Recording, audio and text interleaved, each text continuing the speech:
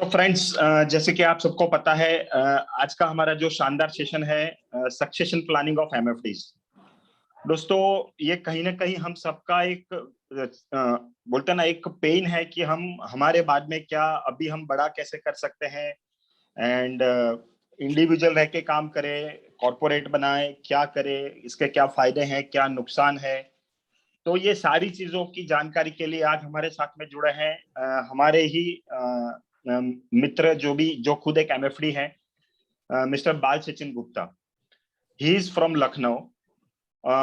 उनका खुद का वेंचर है V6 अर्थ ज्ञान LLP। लखनऊ से बिलोंग करते हैं, managing more than 100 crore of AUM। So I'm not wasting so much of your time, friends, and handing over the session to Bal Sachin ji. Over to you, Bal Sachin ji. Thank you Milan भाई, और आप सभी को नमस्कार, good evening. आप सभी आज अपना वैल्यूएबल टाइम निकाल के आए हैं सर।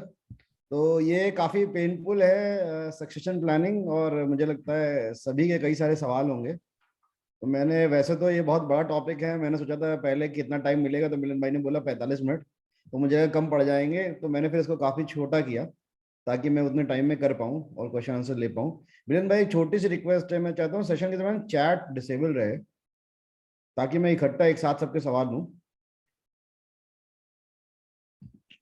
अनूप जरा देखो, चैट डिसेबल करो। हाँ, ताकि वो डिस्ट्रैक्शन होगा ना, फिर मैं बाकी एक साथ सवाल ले नहीं पाऊंगा, छूट जाएंगे। ठीक है, ठीक है, ठीक है। So thank you everyone. So कितने लोग चाहते हैं कि वो इस पर्टिकुलर टॉपिक के बारे में अच्छे से जान पाए कि सक्सेशन प्लानिंग कैसे की जाए? कोई भी चैट में नहीं लिखेगा। जो लोग चाहते हैं वो अपना वीडियो ऑन कर लें।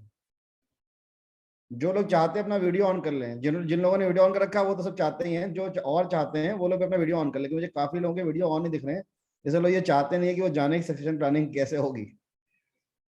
वेरी गुड, काफी वीडियोस ऑन रहे हैं, सही बात है। कई बार डंडे से काम होता है, कई बार कुछ कहते हैं कि अट्रैक्शन देने से काम होता है, तो यहाँ अट्रैक्शन देके काम हो जाएगा। Very good, thank you very much sir. So I start with the session. इस एमएफडी के लिए सक्सेशन प्लानिंग क्या है और क्यों जरूरी है। मैं बहुत छोटा सा इंट्रोडक्शन दूंगा, इसमें तो बहुत कुछ लिखा है। मैं करीबन 16 साल से इस इंडस्ट्री में हूँ। जब ये पीपीटी बनी थी तब 15 साल से था। और मेरी कंपनी है V6 अर्थ ज्ञान LLP। बाय प्रोफेशन में इस इंडस्ट्री में आया, बट उसके पहले मैं बैचलर ऑफ कंप्यूटर एप्लीकेशन कर रहा था। और पढ़ते पढ़ते यहाँ आया तो मुझे पता चला पढ़ाई वाकई यहाँ भी ज़रूरी है। तो मैंने CFP किया, नेटवर्क FP से QPFP किया, उसके बाद CGFP किया, और 2-3 और कोर्स क्रिसिल के और वैरायटी वैरायटी करते रहे। एसेट बड़े मायने नहीं रखती, आप 100 करोड़ के हैं कि 1000 करोड़ के हैं, मायने ये रखता है कि अगले जनरेशन तक कैसे ले जाएंगे वो। सबको ये इमेज दिख रही है। इस इमेजेस में आप लोग क्या समझ रहे हैं, ये बस मैं मिलन भाई से पूछूंगा, क्योंकि बाकी लोगों को तो मैंने चैट डिसेबल करा दिया है। मिलन भाई, इस इमेज से क्या समझ में आ रहा है आपको?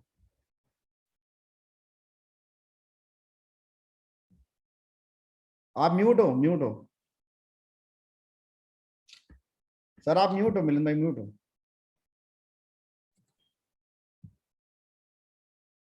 मिलन भाई की आवाज नहीं आ रही है। गोविंद जी ने हाथ रेज किया है।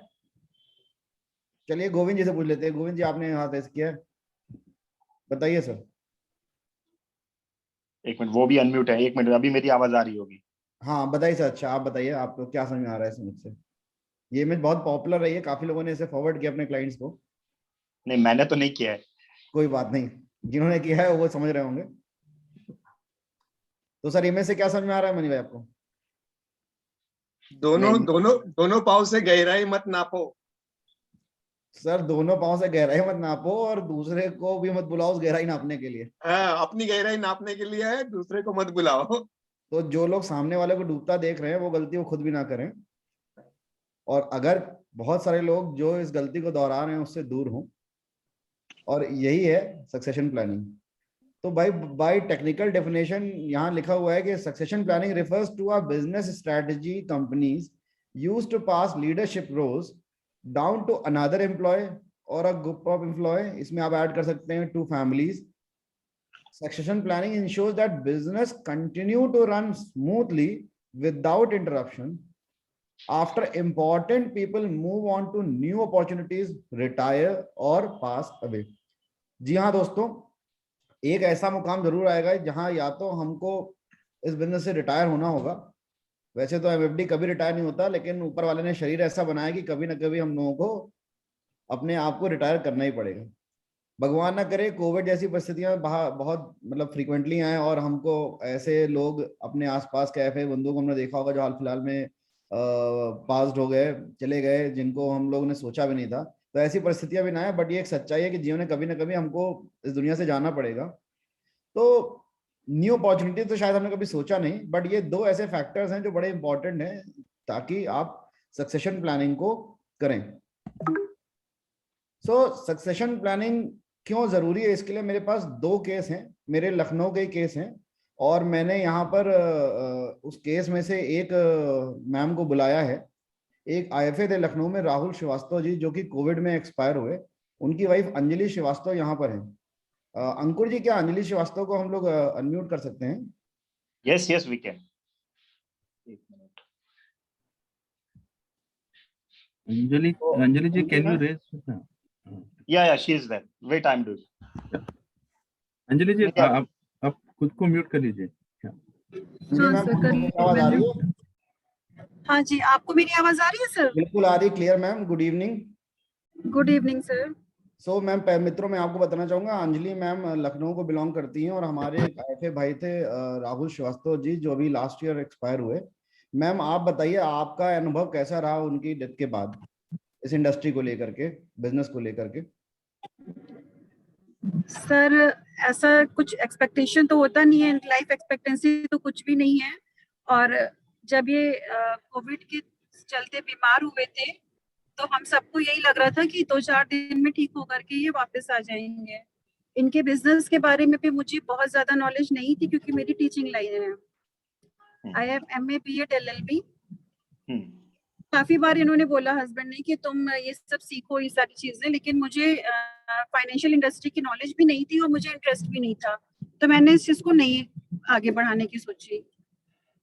लेकिन जब ये ऐसा हो गया मेरे साथ में, उसके बाद में मुझे ये समझ में नहीं आ रहा था कि मैं ये बिजनेस कैसे आगे बढ़ाऊं। तो इनके कुछ फ्रेंड्स ने मुझे गाइड किया प्रॉपर कि आप ARN ले लीजिए, ARN लेने के बाद में इस बिजनेस को आगे कंटिन्यू करना है मुझे।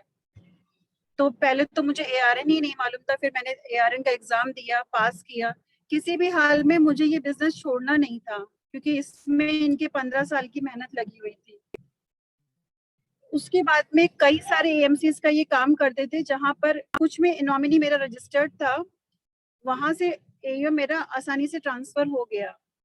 जिसमें नॉमिनी नहीं रजिस्टर्ड था उसको करने में मुझे बहुत ज्यादा प्रॉब्लम आई। कोई बोल रहा था कि लीगल हेयर सर्टिफिकेट ले आइए, लीगल हेयर सर्टिफिकेट के लिए लॉयर के पास जाना पड़ता है। कुछ लॉयर्स ने कहा ठीक है बन जाएगा, 5,000 रुपए लगेंगे, कोई 4,000 रुपए लगेंगे, वो बनवाया। उसके बाद में फिर ये हुआ कि आपने हिंदी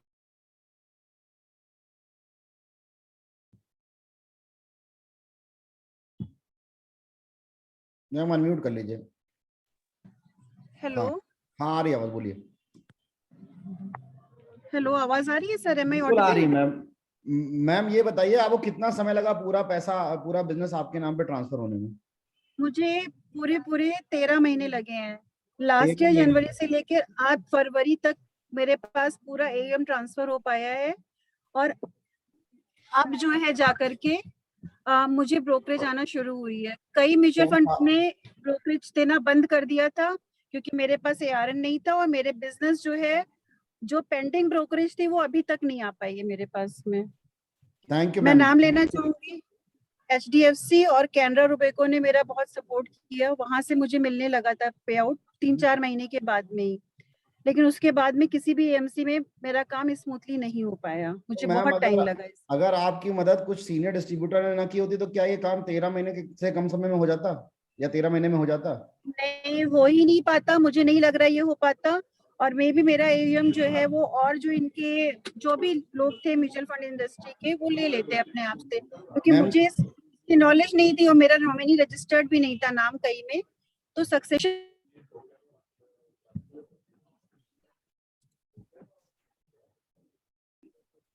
आप म्यूट हो गए शायद।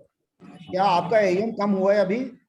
जब राहुल जी थे और तब से आज एएम कम हुआ है विड्रॉल की वजह से? सर क्या सर एएम क्या कम हुआ है, बिजनेस का एएम कम हुआ है उनके जाने के बाद जब ट्रांसमिशन के दरमियान? थोड़ा कम हुआ है, क्योंकि शुरुआत में जब ये नहीं रहे तो जो इनके बड़े इन्वेस्टर्स थे उनको ऐसा लगा कि मैं ये काम नहीं कर पाऊंगी। कुछ लोगों का विश्वास था कि हम कर लेंगे, जिनसे हम पर्सनली मिले हुए थे, जानते थे जिनको। लेकिन कुछ इन्वेस्टर्स ऐसे होते हैं जो सोचते हैं कि जो एक दौड़ने भागने वाला था बंदा वो नहीं है, तो ये लेडी होकर के इतना काम नहीं संभाल सकती। लेकिन तो इसलिए उन लोगों ने अपना बिजनेस ट्रांसफर करा लिया दूसरे एजेंट के ऊपर। ठीक है, मुझे पता है मेरा लॉस हुआ है, लेकिन आज की डेट में मैं दौड़ भाग भी कर रही हूँ, काम भी कर रही हूँ। हालांकि जितना मेरा लॉस हुआ है उसको बनाने में मुझे आगे के 2-3 साल लग जाएंगे, लेकिन फिर भी मेरी कोशिश पूरी रहेगी और आगे देखते हैं क्या होता है। धन्यवाद मैम, बहुत बहुत धन्यवाद, आपने अपना अनुभव शेयर किया और हम Thank you, सभी sir. आपकी मदद के लिए हमेशा तत्पर रहेंगे। सो दोस्तों, ये एक केस था लखनऊ का, एक और केस है, मैं उनको तो इनवाइट नहीं कर पाया, उनकी वाइफ को, बट वहां पर भी परिस्थिति ज्यादा खराब है क्योंकि 50 करोड़ से आज उनका एएम लगभग 20 करोड़ आ गया है ट्रांसमिशन होते होते, क्योंकि उनके बच्चे छोटे हैं, वाइफ यार ले नहीं पाई हैं। जो 2 एम्प्लॉयज थे जो 25 साल से उनके साथ जुड़े हुए थे, उन्होंने बिजनेस काफी शिफ्ट कर लिया था उनकी डेथ के थोड़ा पहले ही, तो वो डिस्ट्रीब्यूटर का लगभग 50% से ज्यादा बिजनेस खत्म हो गया। और वो एलआईसी में भी चेयरमैन क्लब सीओटी थे और वहां पे भी सारा का सारा बिजनेस जो है डिस्टर्ब हो गया। सो दोस्तों, सक्सेशन प्लानिंग बस इसीलिए जरूरी है। इमेजिन कीजिए घर का सदस्य एआरएन ना ले पाता तो शायद ब्रोकरेज पाना बहुत मुश्किल होता है। मैं अभी एमफी टेक्निकलिटीज पे या उन गाइडलाइंस पे नहीं जाऊंगा क्या है, बट ऐसे बहुत सारे क्लॉज हैं जिनको शायद फैमिली अगर नहीं काबिल है, नहीं कॉम्पिटेंट है, नहीं पढ़ी लिखी है, तो शायद वो सही से उन मतलब इश्यूज में ही फंसी रह जाएगी 2-2.5 साल तक, और इस दरमियान एएमसी के बंदे ही अपना एएम शिफ्ट करना शुरू कर देते हैं। सो इसीलिए सक्सेशन प्लानिंग बहुत जरूरी है। आप अभी से सोचिए, ये मत सोचिए कि जब मैं बूढ़ा होऊंगा या रिटायर होऊंगा तब इन चीजों को करूंगा। जैसे हम क्लाइंट से बोलते हैं कि आप बिल बनाइए, आप अभी से चीजों को लेकर के पहले से सुनिश्चित करिए किसको क्या देंगे, उसी तरह से आपको अपने बिजनेस को भी सुनिश्चित करना जरूरी है। सो कैसे हम सक्सेशन कर सकते हैं? सो दोस्तों, सक्सेशन के 2 तरीके होते हैं। सबसे पहला तरीका है कोलैबोरेशन। ये सबसे आसान तरीका है, लेकिन इसको लोग सबसे मुश्किल मानते हैं क्योंकि इसमें लाइक माइंडसेट वाले लोगों को ढूंढना, उन पर ट्रस्ट करना और उनके साथ बिजनेस को बराबर से शेयर कर पाना बहुत बहुत मुश्किल काम है। मैंने जब इस काम को शुरू किया था V6 बनी थी 6 लोगों के साथ में, और आज 2 ही लोग हैं साथ में, क्योंकि बहुत मुश्किल काम होता है एक साथ सबको लेकर के चलना और ये कॉन्फिडेंस डेवलप करना कि किसी का भी हित जो है वो खत्म नहीं होगा। सो आपको ऐसे लाइक माइंडेड लोगों को ढूंढना है, उनसे अपने कोलैबोरेशन के बारे में बहुत डिटेल में डिस्कशन करना है। यहाँ पर आप ऐसे लोगों को ढूंढ सकते हैं जो कि अलग अलग मतलब सेम इंडस्ट्री के अलग अलग फील्ड्स में हो। सपोज कोई इंश्योरेंस में है और वो म्यूचुअल फंड नहीं करता है, तो आप उससे कोलैबोरेट कर सकते हैं, उसे म्यूचुअल फंड सिखा सकते हैं, आप इंश्योरेंस सीख सकते हैं और दोनों का बिजनेस एक साथ कोलैबोरेट होकर बढ़ा सकता है। सिमिलरली कोई ऐसा बंदा है जो सिर्फ और सिर्फ लोन का काम करता है, आप उससे कोलैबोरेट कर सकते हैं, उसे म्यूचुअल फंड सिखा सकते हैं, आप लोन सीख सकते हैं, बिजनेस भी ग्रो करेगा और एसोसिएशन के साथ में आप एक दूसरे पर मतलब कोलैबोरेशन के साथ में आप सक्सेशन भी प्लान कर पाएंगे। कई बार ऐसा होता है कि इनिशियली ये स्टेप लेना बहुत मुश्किल होता है, तो हम लोगों ने भी ये काम किया था कि इनिशियली एक कॉमन ऑफिस बनाया था, कॉमन स्टाफ रखा था, कॉमन ब्रांडिंग करी थी और एक्सपेंसेस शेयर करना शुरू किए। Over a period of time जैसे जैसे एक्सपेंसेस शेयर करते करते बिजनेस देखने लगे, एक दूसरे की आइडियोलॉजी समझने लगे, तो जो हमारे साथ अच्छे लोग जुड़ सकते थे उनको हम साथ लेकर के आगे बढ़े। अगर सारी चीजें सही हैं, आपको लगता है कि ये वो स्टेज आ गई है जहां पर अब आप अपने बिजनेस को दूसरे के साथ मर्ज करने के लिए रेडी हो, तो आप बिजनेस को मर्ज करके आगे बढ़ सकते हो। थोड़ा टाइम लगता है, बट अगर ये आप कर लोगे तो आपको चीजें किसी को सिखानी नहीं पड़ेंगी, जो आपका फेलो मेंबर होगा वो भी ट्रेंड होगा, आप भी ट्रेंड होगे, चीजें जल्दी और आसानी से हो सकती हैं। बट इसके लिए चाहिए माइंडसेट, जो थोड़ा डिफिकल्ट पार्ट है, इसलिए मैंने लिखा ये है सबसे इजी लेकिन बहुत डिफिकल्ट है इसे कर पाना। अगला जो तरीका है सक्सेशन का वो है आप एक लीगल एंटिटी में कन्वर्ट हो जाएं। अब लीगल एंटिटी ऐसी होगी जिस पर एआरएन उस लीगल एंटिटी को मैप्ड होगा, जैसे कि partnership firm, limited liability partnership LLP या एक प्राइवेट लिमिटेड संस्था। ये तीनों ही संस्थाएं अलग अलग नियम कानून के दायरों में चलती हैं, तीनों की प्रक्रिया अलग है बनाने की, तीनों के खर्चे अलग है बनाने के, कॉस्ट अलग है। So you have to decide what is your vision, where you want to go. You want to create a boutique firm, आप एक छोटी सी क्लिनिक जैसा संस्था चलाना चाहते हैं, और you want to create a hospital, आप एक मल्टी लेवल RMs के साथ काम करना चाहते हैं. Depending upon the structure, you can create a partnership firm, a limited liability partnership और a private limited company. Detail मैंने पहले सोचा था डालने के लिए, फिर मुझे समझ में आया इसके लिए बेहतर होगा आप किसी सीए से कंसल्ट करें. वो आपको बताएगा कि ये तीनों क्या होते हैं और तीनों में से कौन सा आपके लिए बेहतर रहेगा. अब कुछ कॉमन सवाल है जो मुझे काफी आईएफएस के बाद फोन आए हैं, जब उन्होंने एलएलपी बनाई, उन्होंने प्राइवेट लिमिटेड बनाया. मैंने उन क्वेश्चंस के आंसर यहाँ रखे हैं कि जब आप नई एंटिटी बनाते हैं, सपोज आपने एलएलपी बनाई या आपने प्राइवेट लिमिटेड बनाया या आपने पार्टनरशिप फर्म बनाया, तो सबसे पहला काम ये होगा कि आपका पुराना एआरएन किसी काम का नहीं होगा. उस एआरएन पर आप नए एंटिटी के साथ बिजनेस नहीं कर सकते. So you have to create a new ARN, और ये एआरएन आप खुद नहीं लेंगे क्योंकि डायरेक्टर्स या पार्टनर्स एआरएन नहीं लेंगे. वो एआरएन आपको किसी और को दिलवाना होगा, चाहे वो आपके घर का सदस्य हो या कोई एम्प्लॉय हो. उसको एनआईएसएम एग्जाम पास कराना होगा. फिर अपने एआरएन के अंडर स्पॉन्सरशिप में आपका एआरएन बनेगा उसके एनआईएसएम सर्टिफिकेट के साथ, और उसी वक्त एक ईओआईएन भी इशू हो जाएगा. तो जैसे ही वो एआरएन आपके इस एंटिटी के साथ मैप हो गया, यानी कि एलएलपी का एआरएन हो गया या पार्टनरशिप फर्म का एआरएन हो गया या प्राइवेट लिमिटेड का एआरएन हो गया, उसके बाद आप मल्टीपल ईओआईएन उसमें ऐड कर सकते हैं. मतलब आप हर बार नए एम्प्लॉय को आप अपने ऑफिस में जैसे ही ज्वाइन कराते हैं, आपने उसे अगर एनआईएसएम एग्जाम पास कराया, आप उसके नाम पे एक ईओआईएन लेकर के अपनी कंपनी में मैप कर सकते हैं. तो ये डिपेंडेंसी नहीं होती कि जिस बंदे ने आपका एग्जाम पास किया अगर वो चला गया तो उसका ईओआईएन भी उसके साथ चला जाएगा. ऐसा नहीं है, आप किसी और को भी ईओआईएन मैप करा करके बिजनेस कर सकते हैं. ब्रोकरेज एआरएन पे आती है, ईओआईएन पे नहीं आती है, इसलिए ईओआईएन डिपेंडेंसी नहीं होगी. एक बार आपका एआरएन आ गया, आपको सारी एमसीज में उसे इम्पैनल करना है. इम्पैनल करने के बाद में पुराने वाले एआरएन का जितना भी एमसीज में आपका बिजनेस है उसको नई वाली एमसीज के साथ में एक एक करके मर्ज करना है. और वंस ये मर्जर आपका कंप्लीट हो जाएगा तो आपको अपना पुराना एआरएन सरेंडर करना होगा. ध्यान रखिएगा, अगर आप अपना पुराना एआरएन सरेंडर नहीं करेंगे तो आपको पेंडिंग ब्रोकरेज जो होगी वो नए एआरएन पर नहीं आएगी. यानी कि अगर आपने ओल्ड एआरएन से एलएलपी एआरएन पे बिजनेस मर्ज किया है और आपने अपने इंडिविजुअल एआरएन को सरेंडर नहीं किया है, तो इस ट्रांजिशन के बीच में जितनी भी ब्रोकरेज होगी या जो भी फ्यूचर ब्रोकरेज होगी वो आपको एलएलपी के एआरएन पे नहीं मिलेगी. इसलिए पुराना एआरएन सरेंडर करना जरूरी है.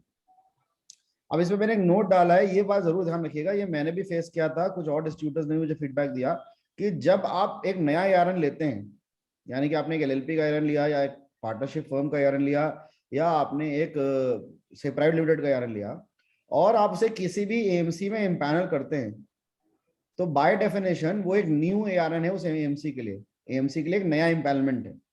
तो एएमसी क्या करेगी, वो आप हमेशा आपको बेस ब्रोकरेज देगी, जो सबसे ब्रोकरेज का कम वाला स्लैब है, जो सबसे नीचे का स्लैब है, लोएस्ट स्लैब है, वो आपको देगी. जबकि आप शायद 100 करोड़ का एएम रखे हो, आप 50 करोड़ का एएम रखे हो, तो आपकी ब्रोकरेज स्ट्रक्चर कुछ और होगा. तो आपको अपने जो भी रेस्पेक्टिव आरएम है या जो जिस ब्रांच में से आपकी बात होती है उस एएमसी में, आपको उससे पहले ही बात कर लेनी होगी कि भाई ये फैमिली एआरएन के तहत मर्जर हो रहा है, इसलिए मुझे वही ब्रोकरेज चाहिए जो मेरे एग्जिस्टिंग एआरएन पे मिल रही है. वरना अगर आप ये नहीं कहेंगे तो एएमसी बहुत स्मार्ट है, वो क्या करेगी, आपको पहले लोएस्ट ब्रोकरेज स्लैब पे लाएगी, 2-3-4 महीने तक वो ब्रोकरेज आपको मर्जर के बाद आती रहेगी. फिर जब आप नोटिस करोगे, बोलोगे, तब वो कहेंगे अरे ये ठीक है मैं करवा देता हूँ, गलती छूट गया, और आपको 3-4 महीने तक लोएस्ट पे आउट ही आता रहेगा. तो शायद 10 पैसे या 15 पैसे या 20 पैसे का आपके टोटल एयूएम पे आपको नुकसान होगा. शिव जी, मैं आखिरी में सवाल लूंगा. मैं इस बस छोटी सी स्लाइड है, बहुत बड़ी स्लाइड नहीं बनाई, मैं आखिरी में सवाल लेता हूँ. इसके बाद में जब फाइनली आपका मर्जर हो जाएगा, उसके बाद में पुराना एआरएन सरेंडर होते ही आपको पुराने बिजनेस पे भी ट्रेल आएगी, और जो भी नया बिजनेस करेंगे नई एंटिटी पे, आप उसको भी ट्रेल उस पे आनी शुरू हो जाएगी जिस लेवल के स्लैब पे आपने टाई अप किया होगा. इसमें एक साथ आप अगर फॉर एग्जांपल आप एलएलपी या प्राइवेट लिमिटेड या पार्टनरशिप फर्म बना रहे हैं, तो आप एक से ज्यादा ईओएन बना करके अलग अलग ईओएन पे बिजनेस कर सकते हैं. यानी कि आप एम्प्लॉइज को भी रख सकते हैं, आप अपने घर में भी ईओएन ले सकते हैं. Directors in case of LLP और in case of private limited वो बिजनेस नहीं करेंगे तो उनके नाम पे कोई ईओएन नहीं होगा. इसलिए कृपया करके ये गलती ना करिएगा कि पुराना ईओएन सरेंडर कर दिया, एलएलपी या प्राइवेट लिमिटेड बन गई और फिर से आपने जाकर के फिर से एग्जाम पास करके नई EON ले लिया अपने नाम का कि आपने सोचा बिजनेस तो मेरे ही नाम पे रहे, ऐसा ना हो एम्प्लॉय सारा बिजनेस लेके चला जाए। ये गलती मत करिएगा। ये डायरेक्टर्स अपने नाम पे EON नहीं ले सकते हैं, वो बिजनेस में डायरेक्टली पार्टिसिपेट नहीं कर सकते हैं। अब ये फीस है, यानी कि जब LLP आपने CA के थ्रू या पार्टनरशिप फी आपने बना लिया, उसके बाद एमफी कहती है कि आपको ARN लेने के लिए एक NISM सर्टिफिकेट के साथ कैम्स में एक फॉर्म सबमिट करना होगा, और वो आपको एक ARN इशू करेंगे जिसकी फीस ये है। पहले पार्टनरशिप फर्म की फीस थी 20,000, अभी रिवाइज कर दी गई है, कोविड के बाद से 10,000 कर दी गई है। LLP में 40 थी, वो भी रिवाइज होकर 20 हो गई है। और सिमिलरली प्राइवेट लिमिटेड को भी वो कंपनी की तरह ही मानते हैं, LLP को भी कंपनी की तरह मानते हैं, इसलिए प्राइवेट लिमिटेड में भी सेम फीस है, जो कि रिवाइज होकर अब 20,000 रुपए हो गई है। अब मैंने LLP बनाई थी, इसीलिए हमारी कंपनी का नाम है V6 Asgard LLP। तो कई लोगों के सवाल होंगे कि आपने LLP क्यों बनाई। LLP आसान थे शुरू करना, प्रोसेसेस फॉर्मेलिटीज काफी कम थी, रजिस्ट्रेशन कॉस्ट कम है। ऑल्दो ये कॉर्पोरेटिव बॉडी है, ये होती 2 से ज्यादा एंटिटीज के बीच में ही है, और इसमें कोई मिनिमम कैपिटल नहीं चाहिए होती शुरू करने के लिए, इसलिए हमने LLP बनाई थी। इसके अलावा कुछ और भी चीजें थी, जैसे LLP में आपका ऑडिट नहीं होता अगर आपका बिजनेस 40 लाख के टर्नओवर तक नहीं पहुंचा है, जबकि प्राइवेट लिमिटेड में डे 1 से आपका ऑडिट होता है, इरेस्पेक्टिव आप 10 लाख कमा रहे हो, आप 5 लाख कमा रहे हो, आप 2 लाख कमा रहे हो, आप 3 लाख कमा रहे हो।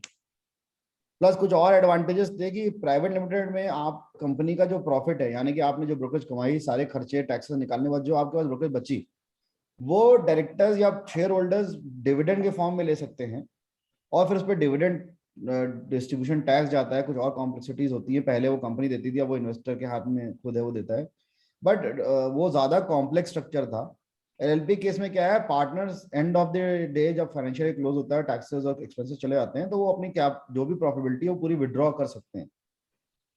तो पूरी विड्रॉ करने के बाद आपकी LLP में पैसा खत्म हो गया, और कल को कोई लायबिलिटी आती है तो LLP सिर्फ वर्किंग कैपिटल के लिए भर का ही लायबल होगी, बाकी पैसे जो ड्रॉ कर लिए गए उसकी लायबल नहीं होती है। तो ये एक एंगल भी था कि मैंने कहा कि अगर कल को ऐसी कंडीशन थी, कोई क्लाइंट आपको सू करता है, तो आप कितने लेवल तक देनदार होगे आपकी नेटवर्थ के हिसाब से, उसके लिए भी LLP थोड़ा मुझे बेटर एक ऑप्शन लगा, इसीलिए मैंने LLP बनाई।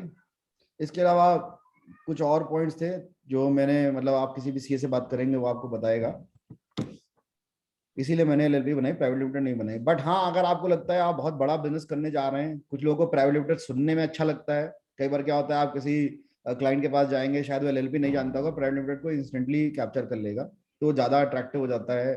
आप कहीं रेंट एग्रीमेंट करने जाएंगे, वहां पर ओनर को लगता है प्राइवेट लिमिटेड शायद बड़ी संस्था होती है, LLP छोटी होती है, इस तरह के बहुत सारे लोगों के दिमाग में LLP को लेकर मिथ होते हैं। तो शायद ये बहुत बेसिक से मतलब छोटे मोटे हिकअप्स आते हैं, अदरवाइज ऐसी कोई भी प्रॉब्लम नहीं आती है टेक्निकल टाइम पे। एक और चीज है जो मैं बताना चाहूंगा कि मान लीजिए मैंने आज LLP बनाई है 2 लोगों के साथ, कल को मैं 3 या 4 और मेंबर्स को LLP में एज अ डायरेक्टर लाना चाहता हूँ, तो सिंपल एक रेजोल्यूशन पास करके, एक प्लेन पेपर पे लिख करके एक रेजोल्यूशन पास करके जो लेटर हेड पे, उसको आप मिनिस्ट्री ऑफ कॉमर्स अफेयर्स में भेज करके अप्रूव करा लेंगे। जबकि अगर आप ये प्राइवेट लिमिटेड में करेंगे तो वहाँ बहुत ज्यादा कॉम्प्लेक्स प्रोसीजर है, बोर्ड की मीटिंग होती है, सबका वोट चाहिए होता है, काफी कॉम्प्लेक्स स्ट्रक्चर है, इसीलिए मुझे लगा कि LLP में ये सारी चीजें करना आसान है।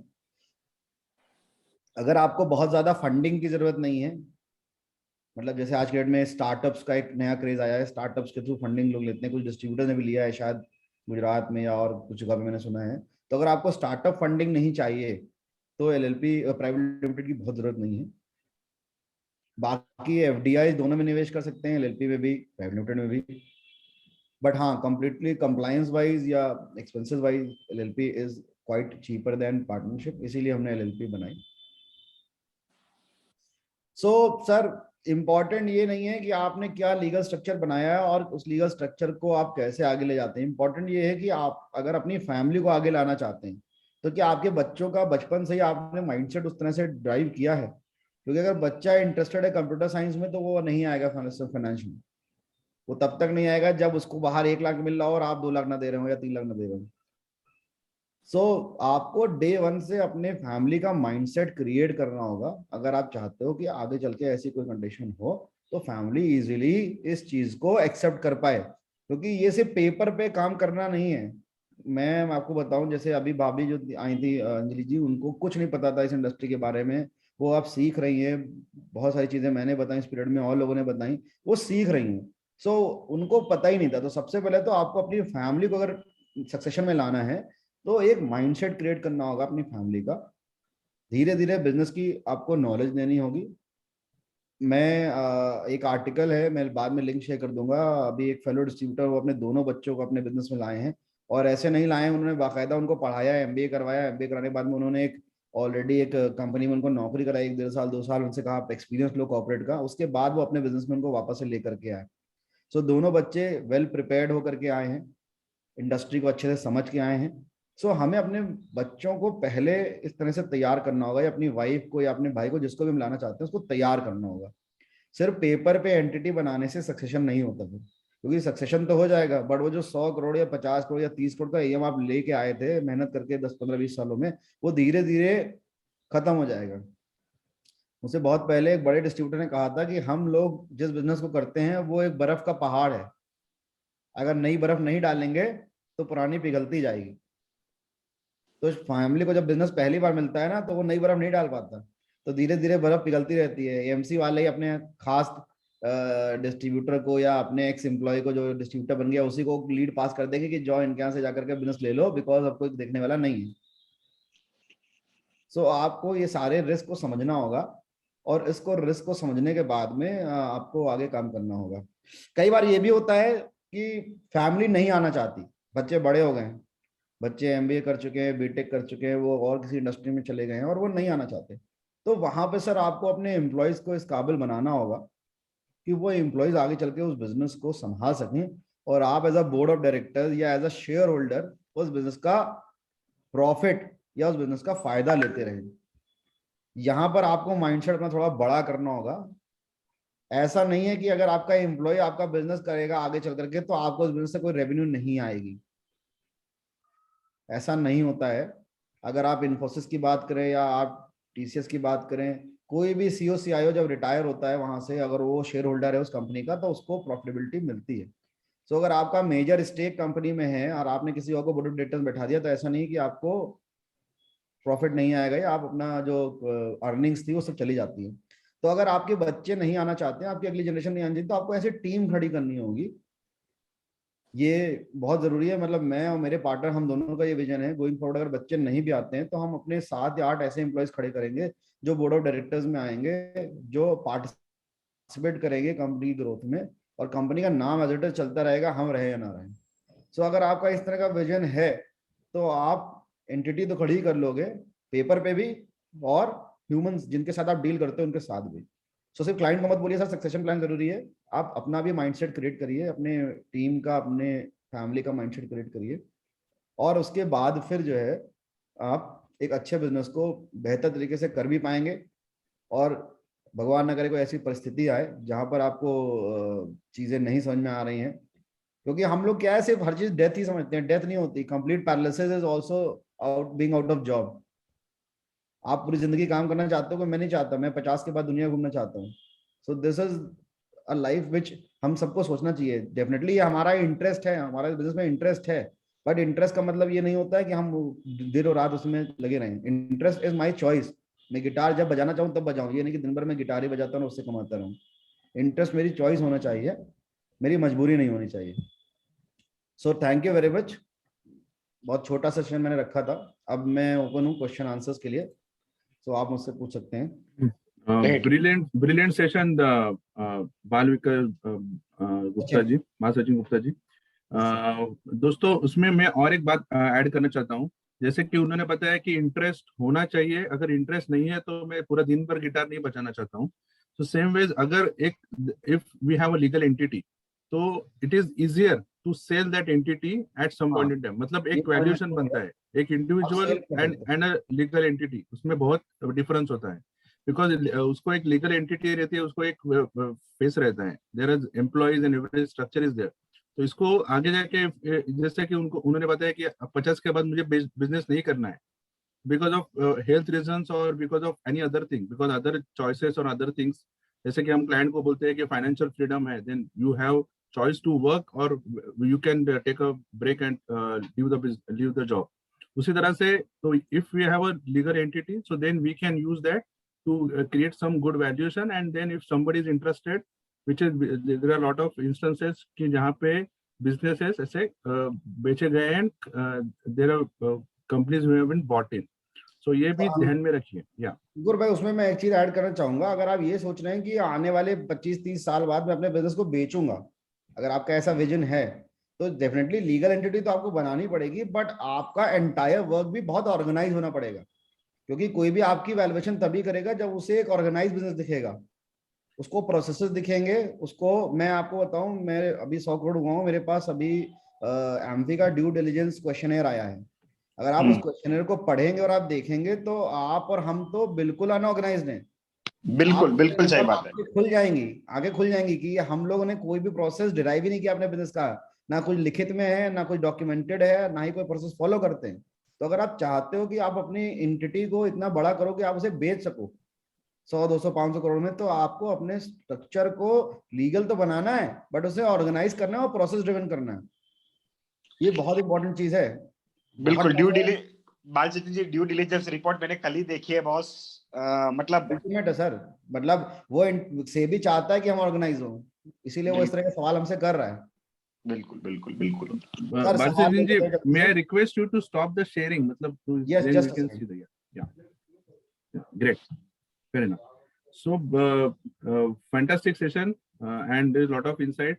So we need to have proper structure in place so that we have, मतलब हमने इतने मेहनत करके इतने 15 साल 20 साल 25 साल हमारे खून पसीने से ये बिजनेस को खड़ा किया है. और जैसे उन्होंने अभी जैसे वो अंजलि जी ने बताया, I mean there is just a point, fraction of time कि वो बिजनेस पूरा इवेपोरेट हो जाए.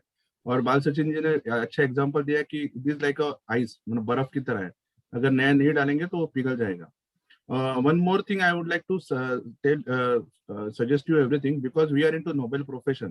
तो अगर ऐसे कुछ सिचुएशन आ रही है किसी के साथ because of COVID or because of anything, so I request everyone to cooperate. Like जैसे बाल सचिन जी ने उनको हेल्प किया अभी, it would have been very easy to for 4 or 5 big MFDs to take the business out, but we are into noble profession and somebody is suffering because of something.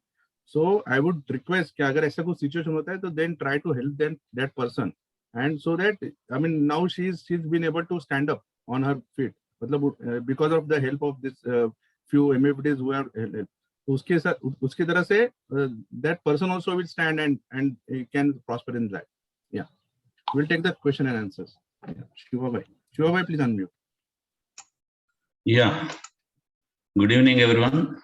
Just मैं add करना चाहता हूँ, ARN मर्ज होने से time पे सावधान रहना है. आरएम बताएगा तुम्हारा सेम ब्रोकरेज आएगा, बट गलती में मत सोचना. You have to take a return proof.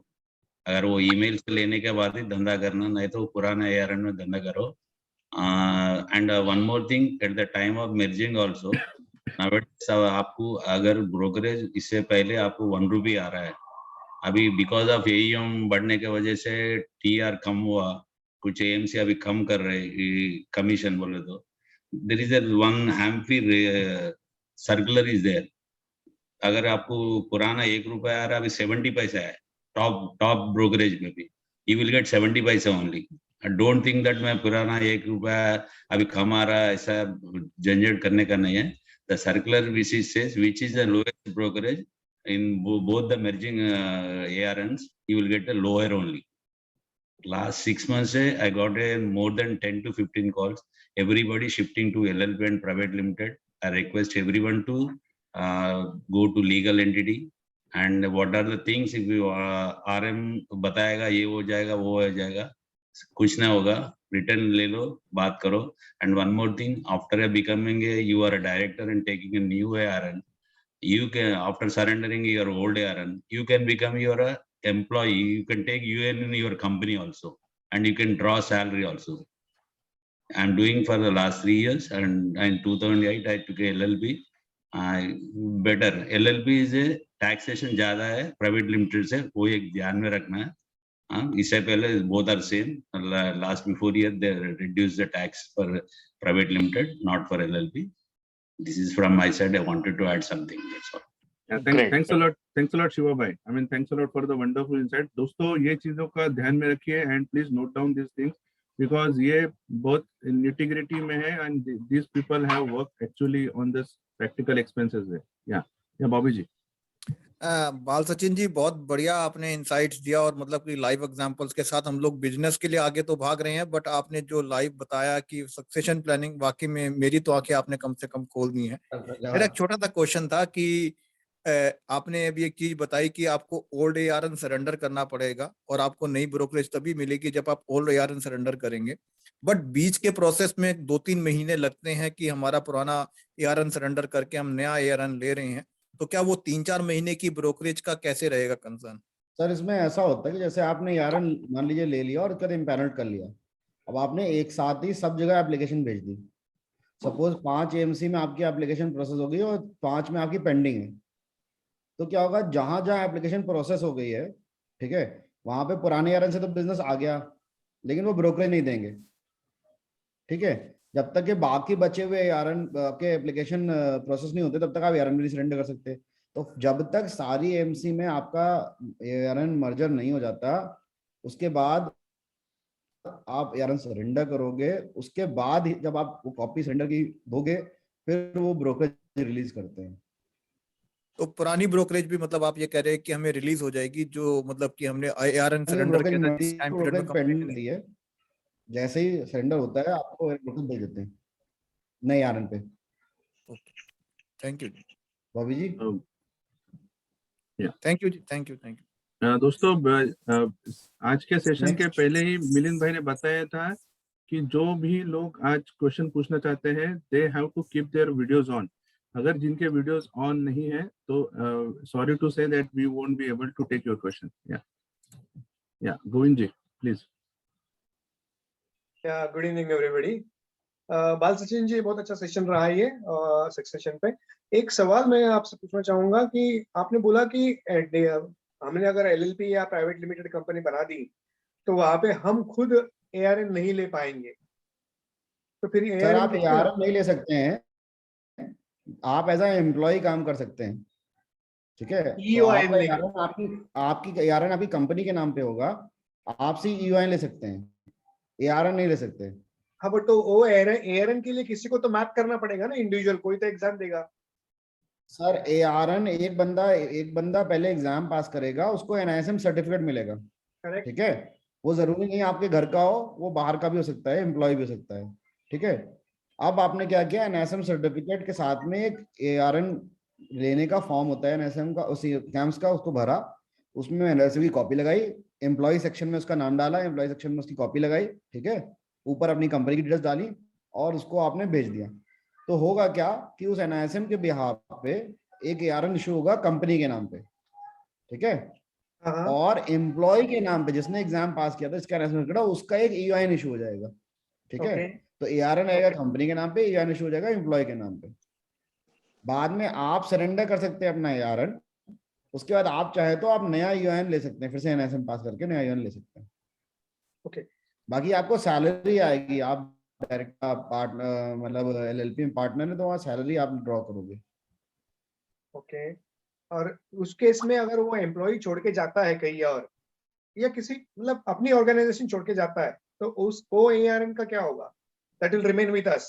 Sir ARN हमेशा कंपनी के नाम पे रहता है. आपकी कोशिश ये होनी चाहिए कि एम्प्लॉय के जाने से पहले एक नया EOIN तैयार हो जाए. जैसे मैंने अपने जिस एम्प्लॉय का EOIN लिया था पहली बार, जिसके थ्रू ARN आया था, उसने अभी रिसेंटली ऑफिस छोड़ दिया है, लेकिन तब तक मेरे पास 4 या 5 NISM पास बच्चे और हो गए थे, मैंने उन सबके EOIN ले लिए. और बाद में मेरी वाइफ को मैंने, क्योंकि मेरी वाइफ, हाँ, और मेरी वाइफ भी क्योंकि उस एंटिटी में नहीं थी, मतलब वो पार्टनर नहीं थी किसी भी लेवल पे, तो मैंने उनके नाम पे भी बाद में एक EOIN ले लिया. Okay, got that. Thank you so much. Vikas Gupta ji. या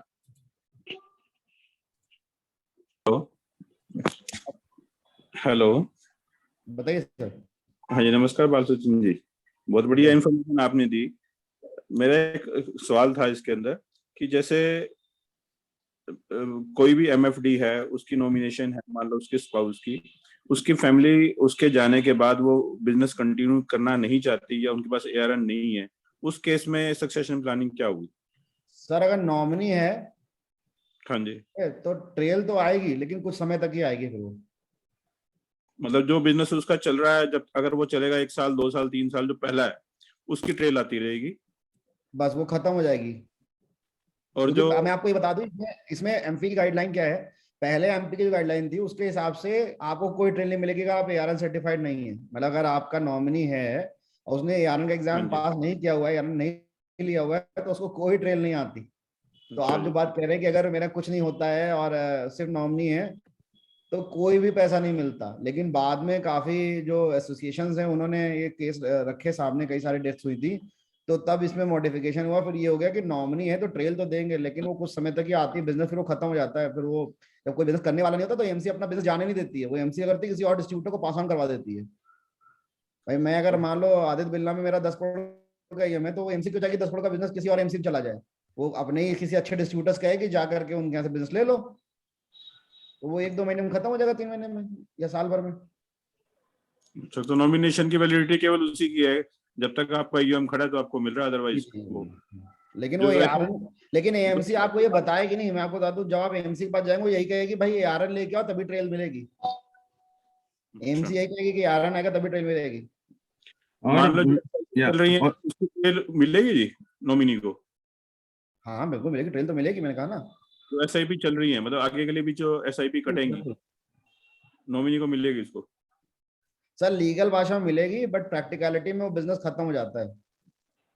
ठीक है, ठीक है, विकास thank जी, you। वो जैसे उन्होंने एक सिंपल एग्जांपल दिया, इट्स मेल्टिंग आइस, बर्फ पिघलने वाला बर्फ है। क्योंकि आप नहीं लोगे तो there are people standing in the queue, वो आपका बिजनेस लेके जाएंगे। और जैसे अंजलि जी ने पहले भी बता दिया कि जो बड़े वाले इन्वेस्टर रहते हैं वो तो पहले भाग जाते हैं, because they have multiple options.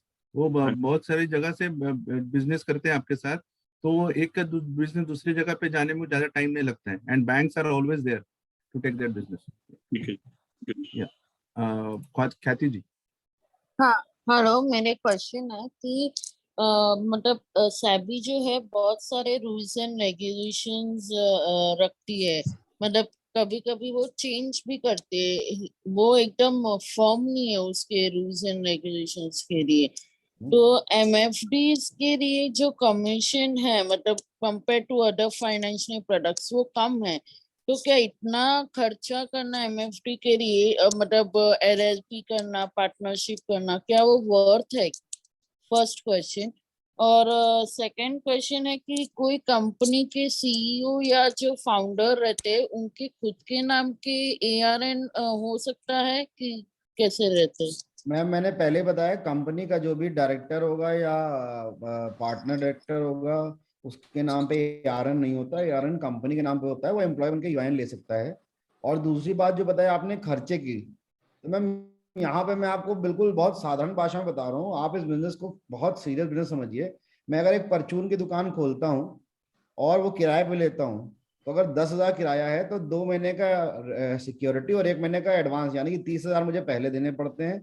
और कम से कम 1 लाख का माल भरना पड़ता है, तब मैं बिजनेस कर पाता हूँ। उसको आने में, उस पैसे की रिकवरी भी शायद 2-3 साल में होती है। तो हमारे बिजनेस में तो पैसा कुछ लगता ही नहीं है। तो अगर आपको कुछ पैसा खर्चा करना पड़ रहा है तो इसको आप अपने बिजनेस का इन्वेस्टमेंट समझिए और बिजनेस को बड़ा करने की कोशिश कीजिए। बिजनेस जैसे जैसे बड़ा होगा ये एक्सपेंसेस आपको बड़े नहीं लगेंगे। मुझे भी लगता था आज से 7-8 साल पहले, जब मैं 10 करोड़ 15 करोड़ 20 करोड़ पता, तो मुझे भी लगता था ये कितना खर्चा कैसे होगा, इतना खर्चा होगा। लेकिन मैंने किया और आज 100 करोड़ पे आकर के रेवेन्यूज इतने अच्छे होते हैं कि ऐसा लगता नहीं कि वो खर्चे मैनेज नहीं हो पाएंगे, मैनेज हो जाते हैं। बल्कि मैंने रिसेंटली काफी बड़ा ऑफिस लिया है, काफी रेंट काफी बड़ा, मतलब 2 टाइम्स रेंट हो गया है।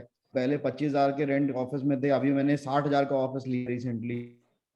यस काफी बहुत बाल सारे एक्सपेंस बढ़ाए हैं, तो वो बाल करना पड़ता है बिजनेस में। बाल सचिन जी को मैं 7 साल से तो मैं जानता हूँ। जब हम एमएफआरटी में नेटवर्क एफपी में हम लोग मिलते थे तब से हमारा ये बातें होता था। एंड मैं उनको देख रहा हूँ कि वो टाइम पे क्या सिचुएशन होता था, एंड अभी आफ्टर रीचिंग 100 करोड़ ये सब चीजें आपको मायने नहीं रखेगी। मैंने नहीं रखती मैम, आपका बिजनेस बड़ा होगा सब आपको छोटा लगने लगेगा। Next question.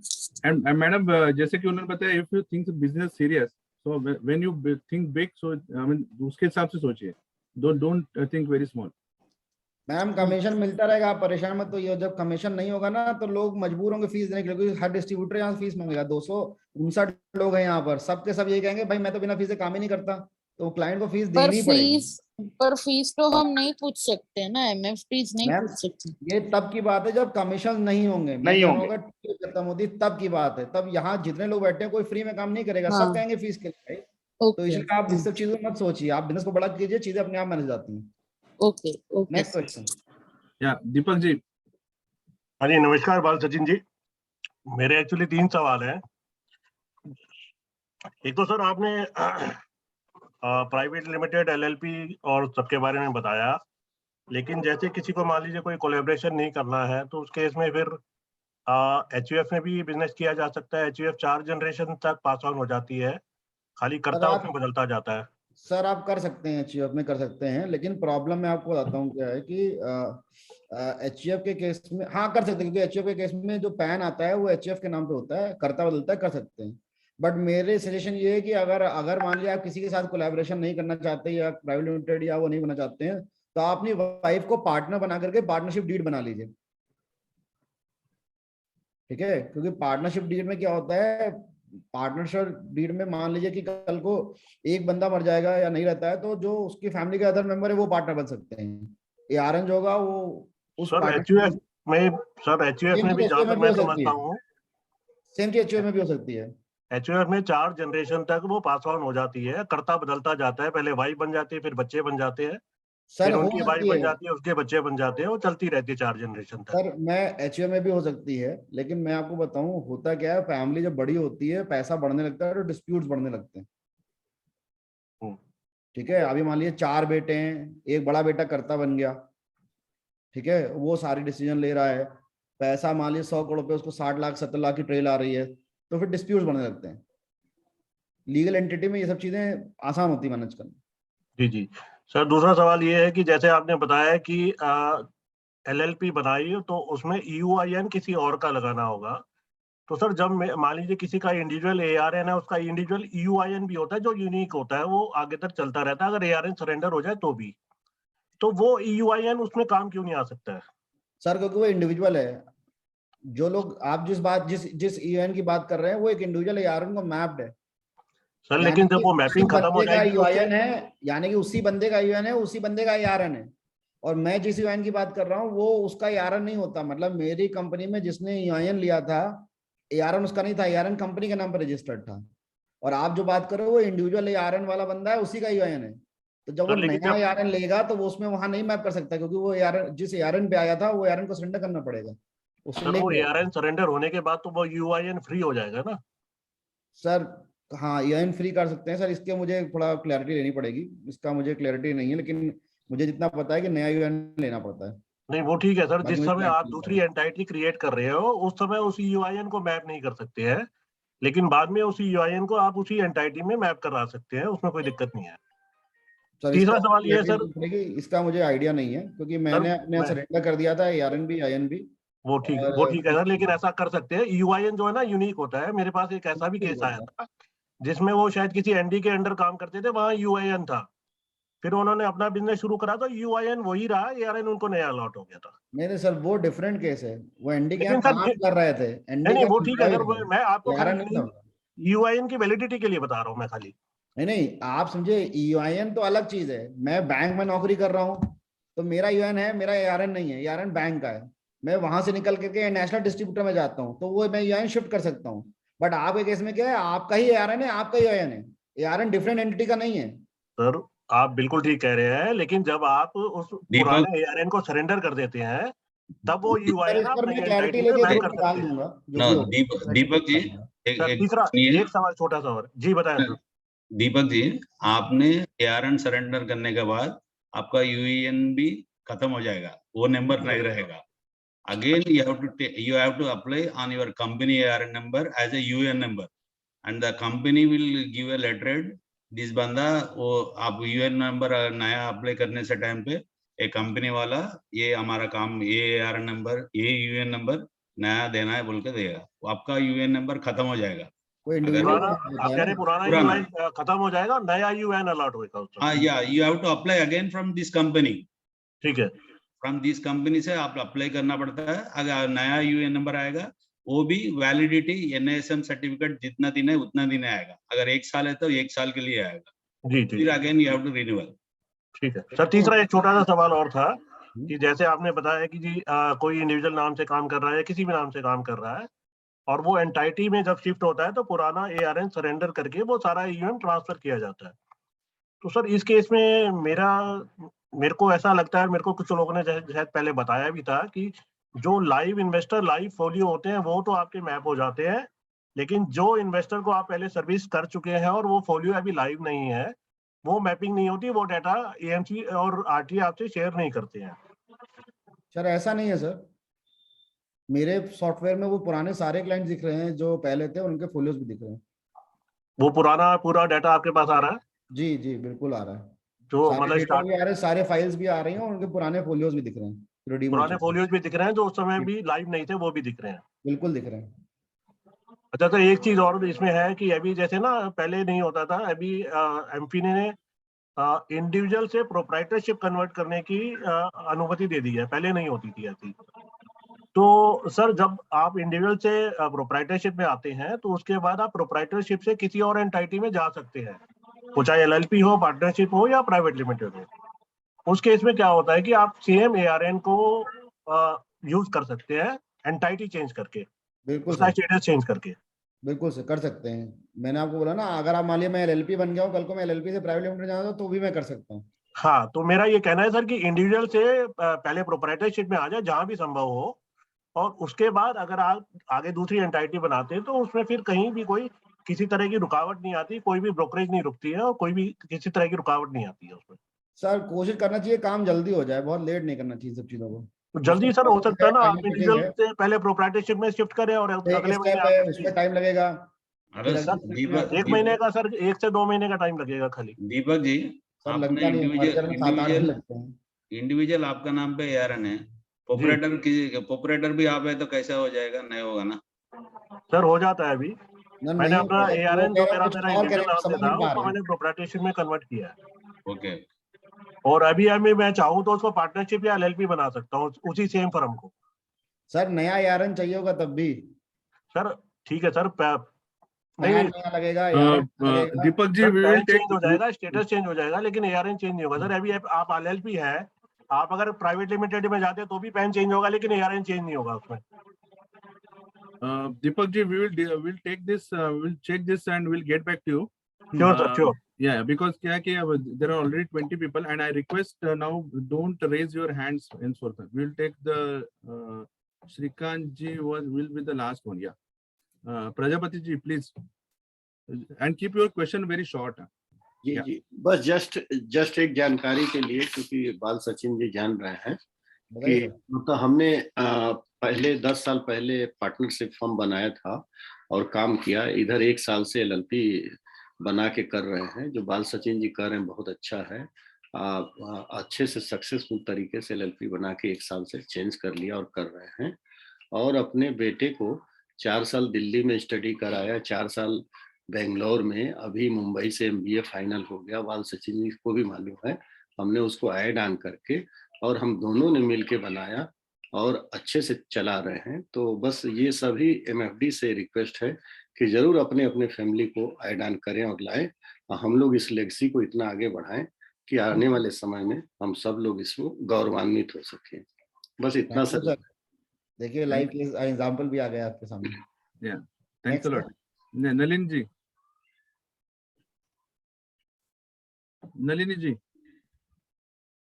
I think she. My question is that LLP is better or private limited will be better? Sir depends, मैंने कहा ना कि देखिए अगर आप कॉस्ट और कंप्लायंस की बात करेंगे तो LLP में कम है। तो अगर आपको लगता है कि मतलब प्राइवेट लिमिटेड बहुत बड़ा नाम है चाहिए आपको, या आप कॉस्ट और कंप्लायंस झेलने को तैयार हैं और आप बहुत बड़ा विजन लेके चल रहे हैं, तो आप प्राइवेट लिमिटेड बना लीजिए। अगर आप थोड़ा कॉस्ट को कंसिडर करते हैं, कॉम्प्लेक्सिटी को कंसिडर करते हैं, तो फिलहाल आप LLP बना के भी काम कर सकते हैं। नहीं, cost will not be a big criteria, but only thing is that कि रिपेट्रिएशन ऑफ द जो प्रॉफिट है आप जो बोल रहे थे उसका बारे में थोड़ा ज्यादा इंसाइट दीजिए। सर वो भी कॉम्प्लेक्स है और आपको बहुत सारे कुछ भी चेंजेस करने हैं, कुछ भी रेजोल्यूशंस करने हैं। मतलब हर बार जब भी आप कुछ भी चेंज करो आपको रेजोल्यूशंस पास करने होंगे, सारे वो जितने मेंबर्स हैं बोर्ड ऑफ डायरेक्टर्स हैं उनसे आपको वोट लेने पड़ेंगे। काफी कॉम्प्लेक्सिटीज है उसमें। ऑडिट मैंडेटरी, आप 2 रुपए कमाएंगे तो भी ऑडिट कराना पड़ेगा आपको हर साल।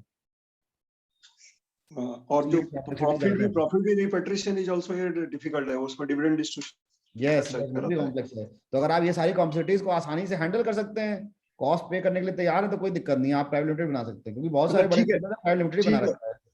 नहीं ठीक है, मान लीजिए कि एलएलपी है, नेट ऑफ टैक्सेस मेरे को जो खर्चा करने के बाद नेट ऑफ टैक्सेस जो बचा, so that I easily I can take that money. हाँ, एलएलपी में आप विड्रॉ कर सकते हैं, जो भी प्रॉफिट बचता है वो आप विड्रॉ कर सकते हैं पूरा। Anup, if you can open the chat please now.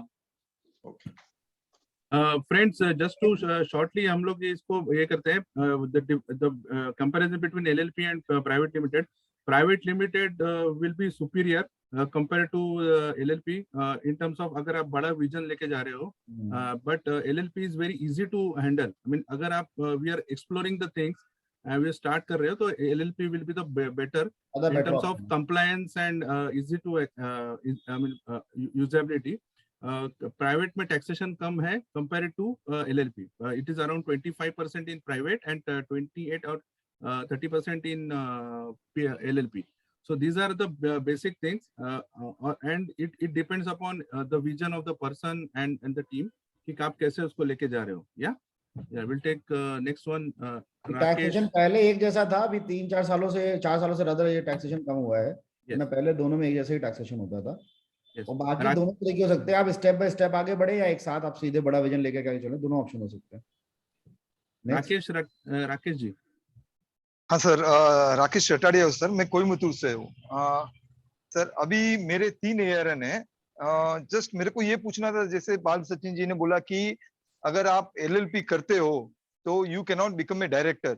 जैसे अगर मैं मेरे डॉटर के नाम से अभी EUN लेके कंपनी खड़ी करे, तो उसमें मैं डायरेक्टर, मैं और मेरी वाइफ डायरेक्टर बन के फिर EUN ARN चेंज कर सकते हैं या नहीं? डायरेक्टर ही नहीं बन सकते? नहीं सर, देखिए LLP में डायरेक्टर वर्ड यूज होता है, LLP में यूज होता है डेजिग्नेटेड पार्टनर। आप डेजिग्नेटेड पार्टनर बन सकते हैं LLP में, ऐसा नहीं। पहले मैं जब पार्टनरशिप करूं तो मैं 2 या 4 जनों का मैं भी उसमें हो सकता हूँ। मेरा ARN है, मैं पार्टनरशिप में बन के, हाँ बाद में जब आप पार्टनर बन जाएंगे फिर आप अपना AM से मर्ज कर सकते हैं तीनों ARN का। अच्छा, उसमें मर्ज कर सकते हैं, ओके। मैं जब बनाता हूँ तब मेरे किसी न किसी के नाम से मेरे को EUN लेना पड़ेगा फर्स्ट। हाँ sir, that is the only thing. नया EUN लेना पड़ेगा। हाँ, बट मैं डायरेक्टर बन सकता, जो भी है डेजिग्नेटेड डायरेक्टर, मैं, मेरी वाइफ, बिल्कुल, मैं, मेरा ARN है तो भी मैं बन सकता हूँ, राइट सर? बन सकते हैं। Okay, thank you. सरेंडर करना होगा।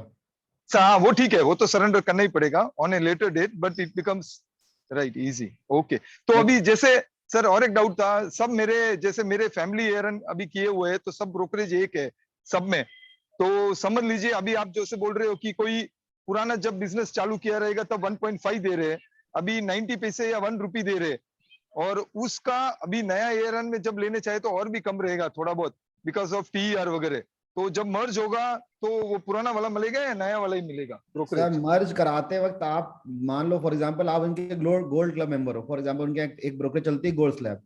हाँ, आज की डेट में वो 90 पैसा है। हाँ, आपने मर्जर किया तो आपको वो बोलना होगा कि मुझे गोल्ड ही स्लैब चाहिए। अब गोल्ड स्लैब में भले वो 80 पैसा दे रहे हो, लेकिन वो गोल्ड स्लैब ही चाहिए। अदरवाइज क्या करेंगे, वो आपको ले जाएंगे सीधे जो उनका ब्रोंज होगा, ब्रोंज में आ रही होगी 60 पैसा 70 पैसा, वो मिलेगा फिर आपको। हाँ, वो हाईएस्ट में देंगे, बट जो हाईएस्ट होगा उस टाइम वो मिलेगा, वो मिल जाएगा बस। ओके। मिलिंद भाई, can we stop the recording? Because there should not be any issue with the compliance.